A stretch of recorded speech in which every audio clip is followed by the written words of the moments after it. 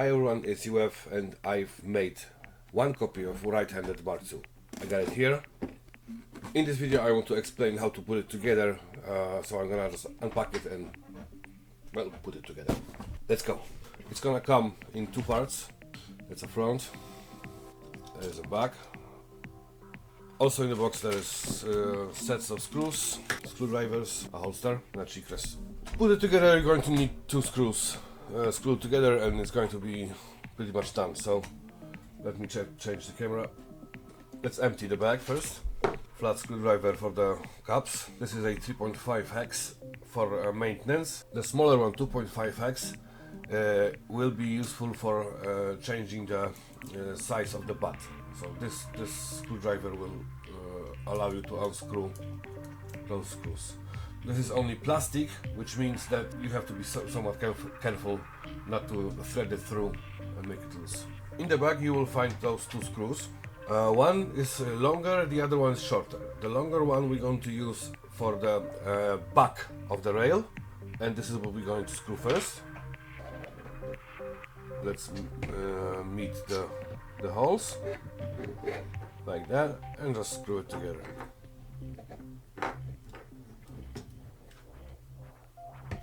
Alright, so from here you can set the position of the second connection. For now and for most of the games you will be using the middle one, the standard position, but you can travel up and down one position. Now we're going to use the shorter screw, push it through, lock it in the middle and screw. Do it nicely. Now the Gunstock comes with the caps set so they can fit a box, so you will see that you have to do some setting up to get it done. So first what you want to do is undo this lever to set it either straight or maybe slightly under the angle, and lock the lever down. You can see that front cap is laying on the right, so we're gonna open the lever on the button, move it forward, something like this. Normally we want to set it on the beginning in straight line, so that later you can adjust whatever you want. I also know from some experience that normally it's going to be slightly under the angle just on the beginning. Later I'm going to probably lay it more, but from here, from this now, you can see that the caps are, in some kind of position that you can start with. To complete the Gunstock we can add the cheek rest.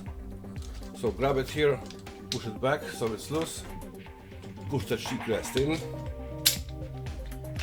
It's going to be like this, but for now it's going to, let's set it up on the lowest setup. Here you can set the angle of the butt itself.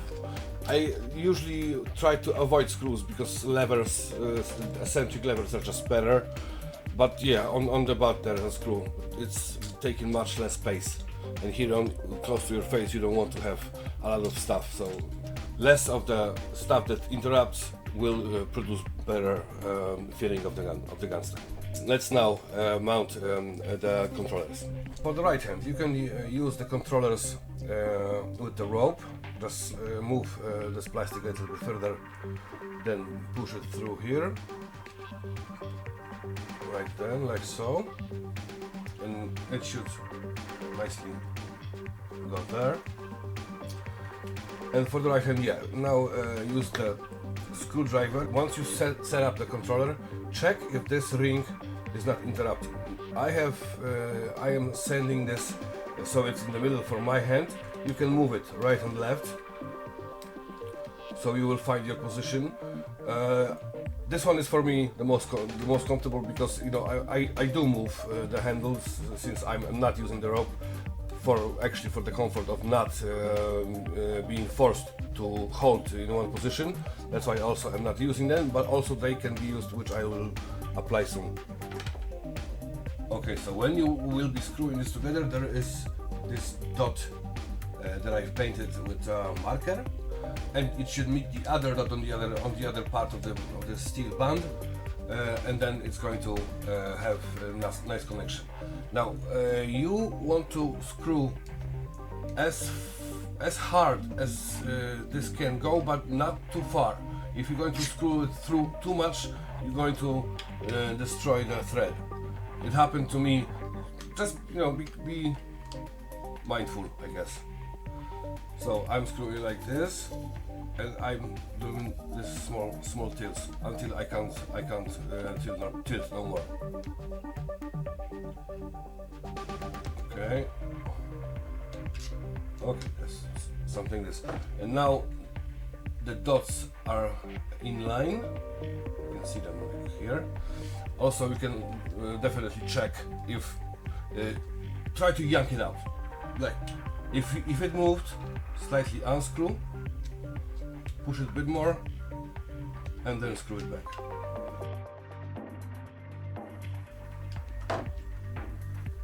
Okay.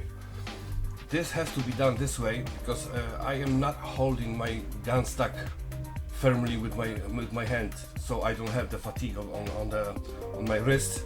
I can hold it like this.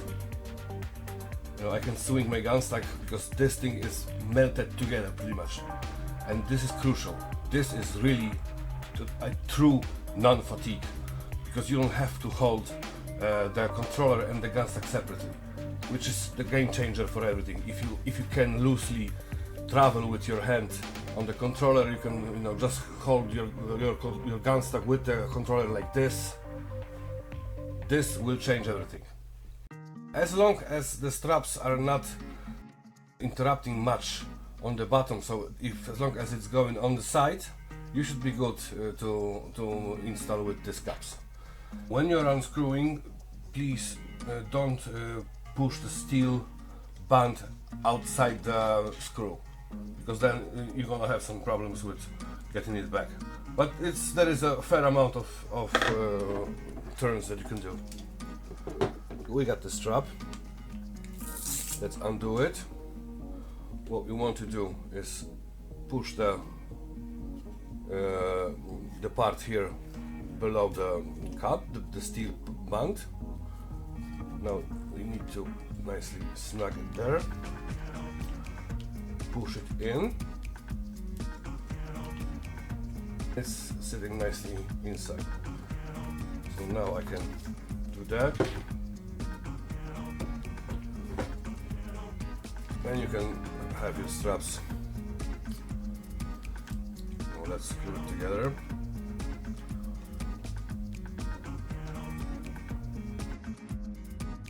This works pretty fine, but I am not using this because there will be some friction between the condom and the controller, and once you are in like extreme movement, you can feel that the controller itself moves in the condom. I am not the fan of this. I was really trying to get rid of any kind of movement if you have your controller in the cap.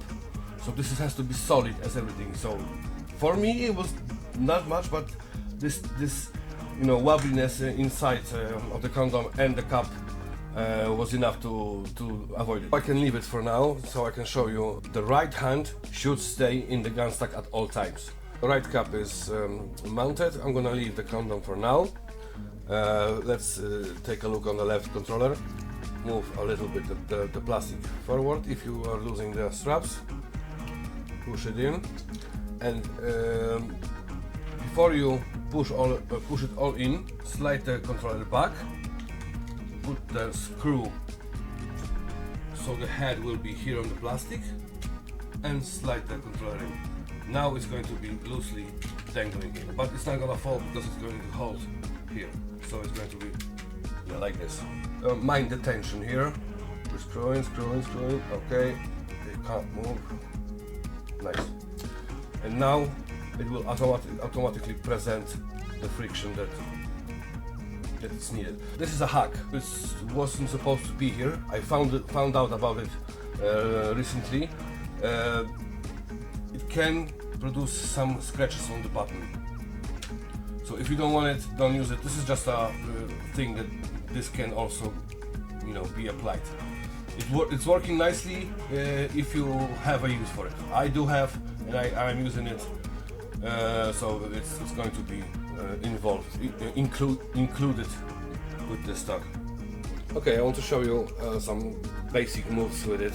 When it's gonna come to you, it's going to be on the lock. So if you want to open it and do the cups, countdown, whatever, unslide the slider, take it out, and then do the stuff. So let's say that we have this. We're mounting on the magnets. Now we can slide the slider inside, and now it's a permanent gunstock. And I can now feel that it moves inside the cup, even though it's screwed. The countdown produces some friction. It holds, but produces some friction. It's not perfect. It works with strings, but they are not perfect themselves. And I was looking for a connection that does not produce any kind of wobbliness inside the cup. And I got it, but without using third-party stuff. It works even better for Quest Pro controllers. Here is your lever that operates the position of the butt. It goes down and up. It's going to push against your arm a bit, so you can automatically change your position. Once you're on locked, push back to you and tilt. Yeah, so you see it moves, and if I like this position, push it in. It's gonna give the sound. It does clicks whenever you push and whenever you click in. Listen.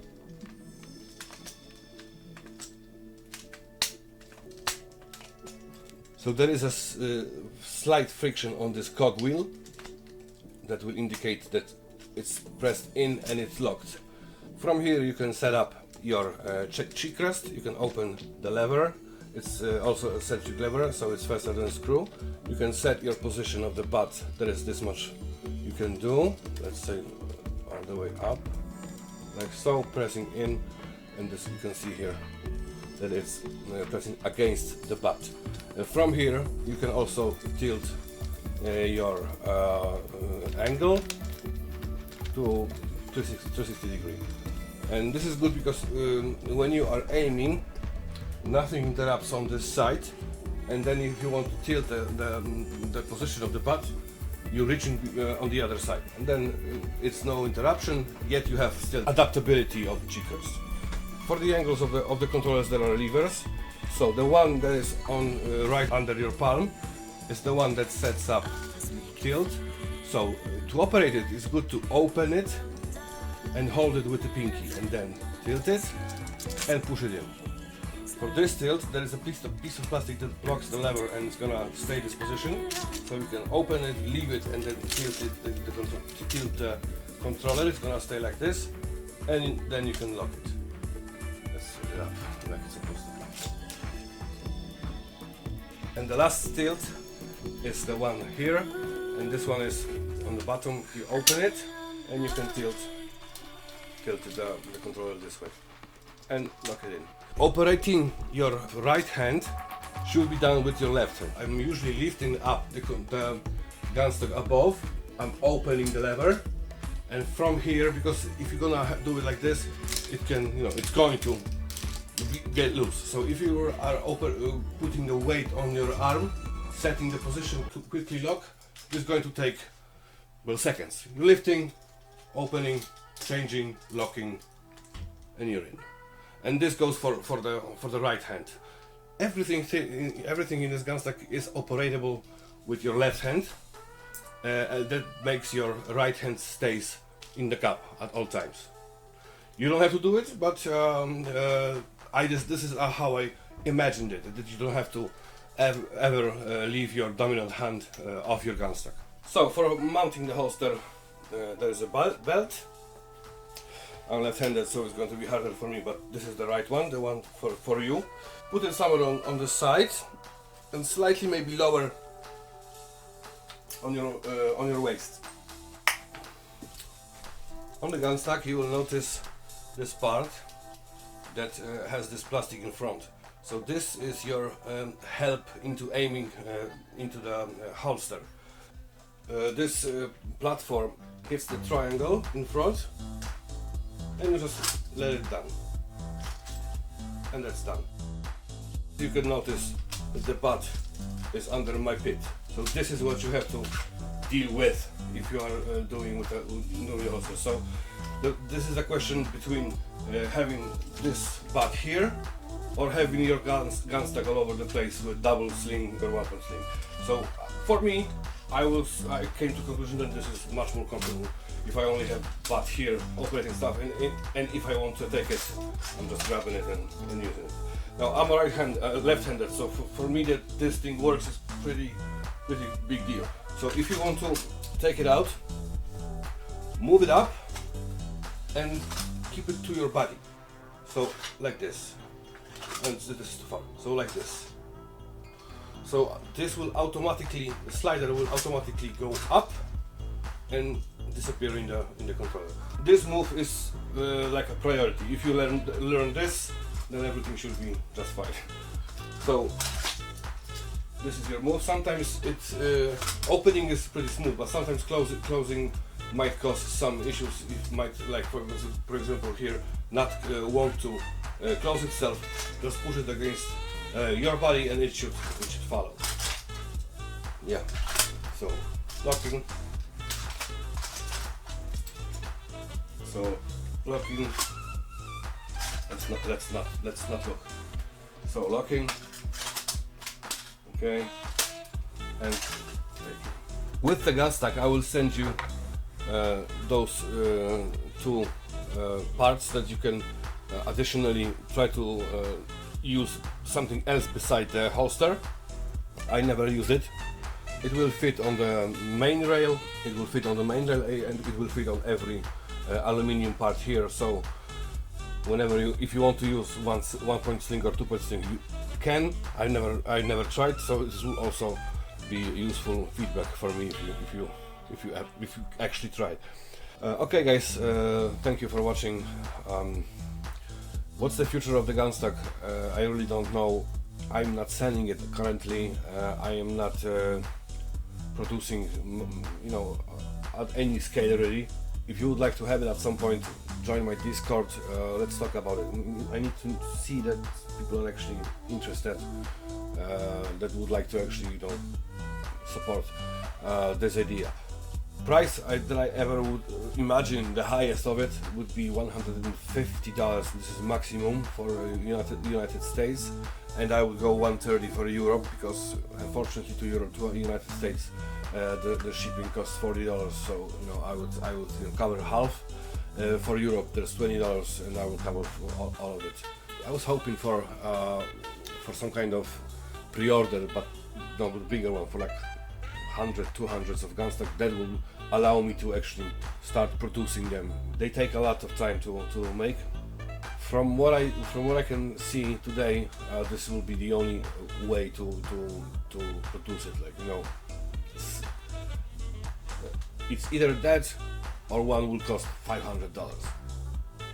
If you're willing, sure, I can make it for you for this much, because I mean, not now, I don't have enough material. I'm gonna have to gather stuff and stuff. But if this gunstock would ever reach normal public, I can only see it as a pre-order. So if you would like to take part in it, or any other support for this kind of over engineering, join me on Discord, leave a comment. I know that it's not much of us, but it may be just enough, so we can actually you know, start it up. It will be great for me, for us, I guess. Anyway, thank you for watching. Subscribe, comment, like. Thanks. Bye.